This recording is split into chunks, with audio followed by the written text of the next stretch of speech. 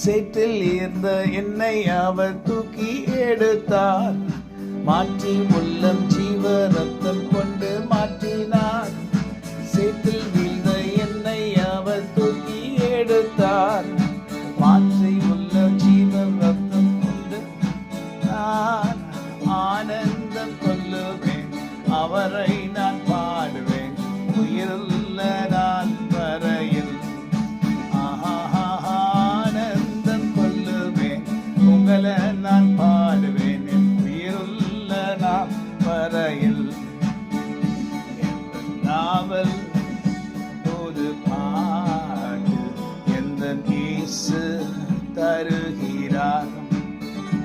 எந்த நாவல் ஒரு பாட்டு எந்த இயேசு தருகிறார்.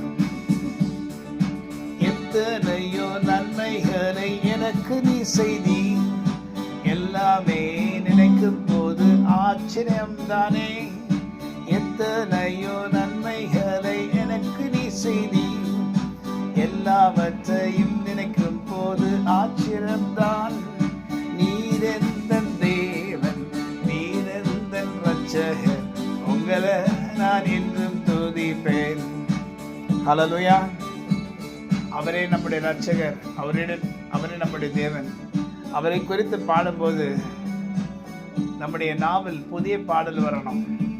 எப்பொழுதும் பாடுற பாட்டிலே பாடிட்டு இருக்கோம், அதே ராகத்தில் பாடுறோம். புதிய வார்த்தைகளால் கர்த்தரை துதிப்பது மிக நல்லது. It's anointing. அது ஒரு அபிஷேகம்.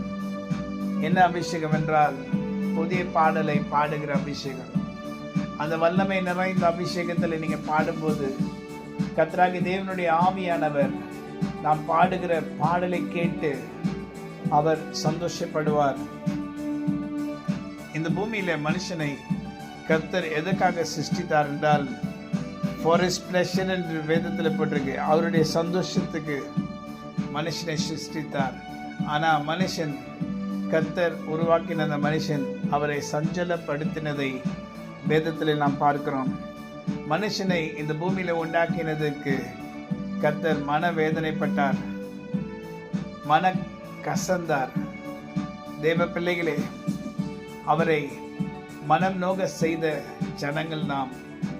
ஆனாலும் இந்த நேரத்தில் அவர் செய்த நன்மைகளை நினைத்து புதிய பாடலினால் அவரை துதிக்கும்படி கர்த்தர் நம்மை அழைத்திருக்கிறார். அப்பொழுது கர்த்தர் நம்முடைய வாழ்க்கையில பெரிய நன்மையான காரியங்களை செய்து முடிப்பார்.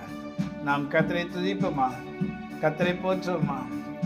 சேற்றில் வீழ்ந்த நம்மை அவர் தூக்கி எடுத்து நாற்றமெல்லாம் ஜீவ ரத்தம் கொண்டு மாற்றினார். Hallelujah. God bless you. Have a wonderful day.